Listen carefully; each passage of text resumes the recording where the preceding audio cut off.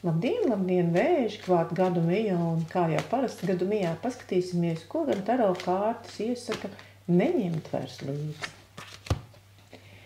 Taro kārtas iesaka neņemt līdzi tādu skarbumu, kontroli, vēlmi diktēt noteikumus, neciest ieteikumus, neciest iebildumus, skarbu attieksmi pret visu un visu, tādu milzīgu analīzi, sekošana likuma burtam, sekošana noteikumiem. Tas ir tas, ko taro kārta saka, to ne, tas nākamajā gadā nebūs vajadzīgs.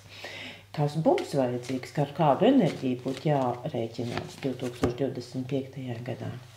Spēka pietiks, un tā ir ļoti laba ziņa, jo tas ir gan fizisks spēks, gan morāls spēks, gan iespēja ietekmēt apkārtējo pasauli tādā veidā, kā tu pats vēlies, un nebūt ne agresīvā, nebūt ne kontrolējošā, kā mēs tikko redzējām, tad lietas notiek saulaicīgi, lietas notiek mierīgi, lietas notiek tā, kā visiem ir, un galvenokārt jums vēži izdevīgi, labi un harmoniski. Tāda dabas spēka kārtas, kur palīdz gan daba, gan dzīvnieki, gan viss, kas apkārt veido mūsu pasauli, un šī ir kārtas, kas liek jums laiku pa laikam sazemēties un atsaukt atmiņā šī sajūta, ka tu noglāsti kaķi vai suni, ka tu klausies putnu dziesmas, ka tu nogulies zālē vai peldies ezerā vai kādā citā ūdens tvernē.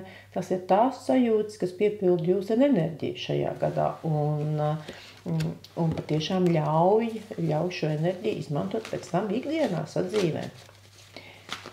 Ko attīstīt? Ko būtu vērts attīstīt šajā gadā, kam pievērst uzmanību?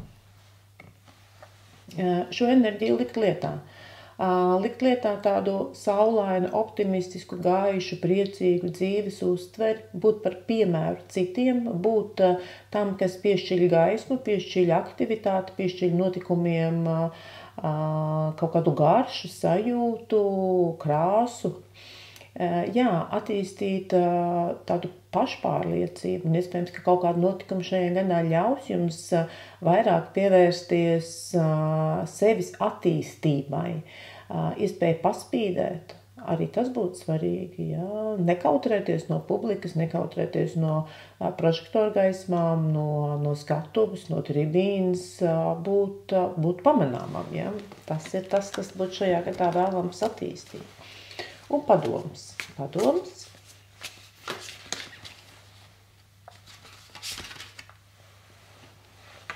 Neaizmirstiet par ģimeni, neaizmirstiet par saviem tuvajiem, un lai arī jums katram, pareizāk sakot, šis gads solās būt pilns ar personīgiem notikumiem. Ģimene ir tas drošais balsts, tā pleca sajūta, laimes sajūta, prieka sajūta, un tad jau viss pasaulē arī iezaigojas pavisam citās krāsās.